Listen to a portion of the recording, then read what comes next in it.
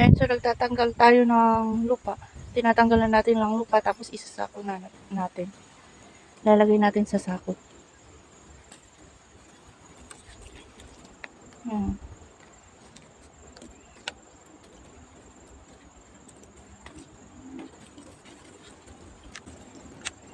Ito guys ay pinagpilihan na natin ng binhi. So, napilihan na natin ito ng binhi. So, ito na lang yung hugasan natin. Kasi bebenta natin sa market.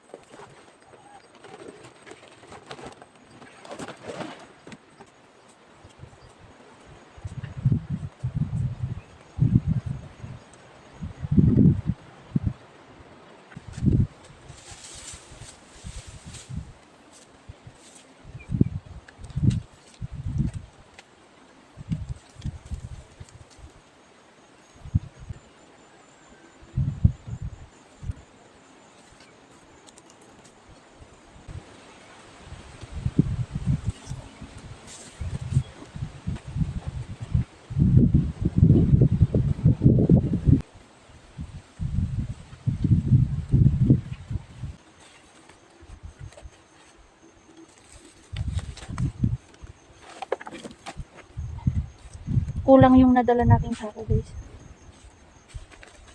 Meron pa tayong sasako dyan.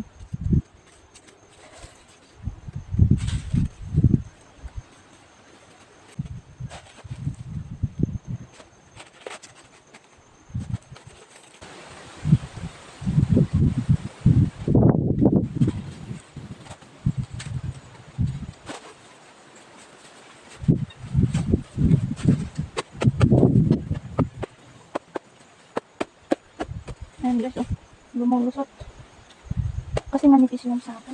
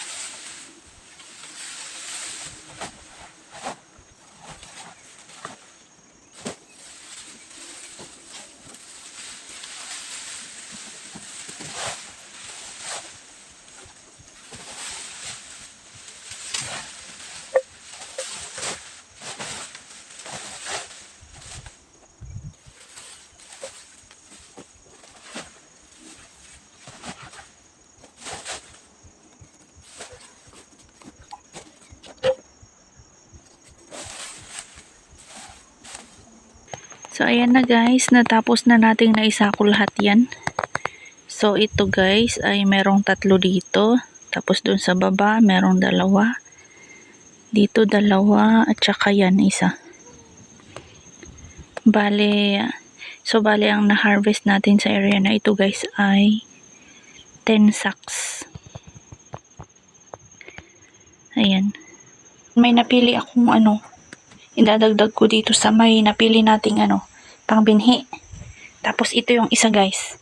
Isang sako, tsaka yung, ayun. Ito yung napili ko guys na pangbinhi. Pag mga ano ito eh. Mahigit 1 sako ito. Ito yung kasama dun sa 10 sako na harvest natin dyan sa sa kabila. Tapos ito, may napili ako kanina.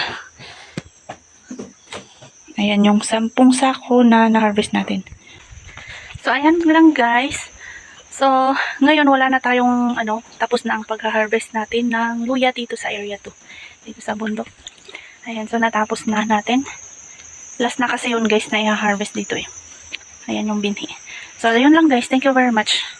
Itutuloy naman natin ang pag-harvest dun sa may taas ng bahay sa kalsada. Di ba meron pa kaming hindi natapos dun. So, itutuloy natin yun. Yun naman ang tatapusin.